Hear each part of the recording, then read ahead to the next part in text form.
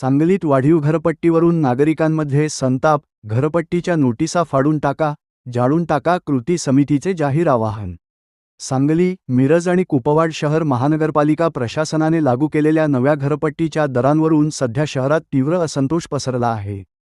काही अपवाद वगळता सत्ताधारी पक्षाचे पदाधिकारी आणि बहुतांश नगरसेवक सर्वसामान्य जनतेची फसवणूक करून चुकीच्या पद्धतीने घरपट्टी वसूल करत असल्याचा गंभीर आरोप वाढीव घरपट्टी विरोधी कृती समिती ने केला आहे.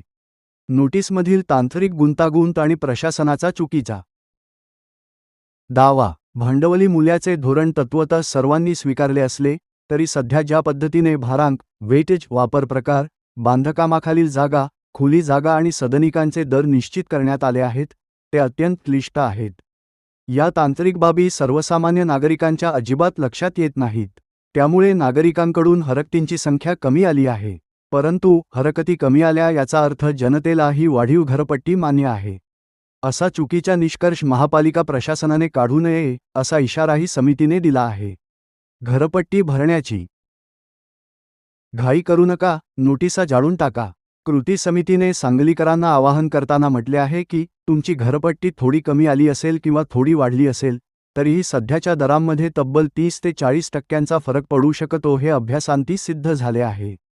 त्यामुळे नागरिकांनी घरपट्टी भरण्याची कोणतीही घाई करू नये. आलेल्या नोटिसा थेट फाडून किंवा जाळून टाकाव्यात.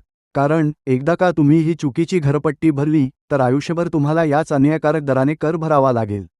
लोकप्रतिनिधींच्या भूमिकेवर प्रश्नचिन्ह. सामान्य जनता आणि प्रशासन यांच्यातील दुवा म्हणून काम करणे हे लोकप्रतिनिधींचे मुख्य कर्तव्य असते.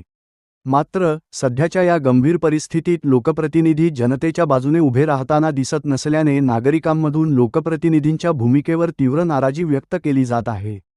सम्यक महाराष्ट्र न्यूजसाठी मी प्रमोद चिनके. अशाच नवनवीन आणि ताज्या बातम्यांसाठी आमच्या चॅनेलला नक्की लाईक आणि सबस्क्राईब करा. धन्यवाद.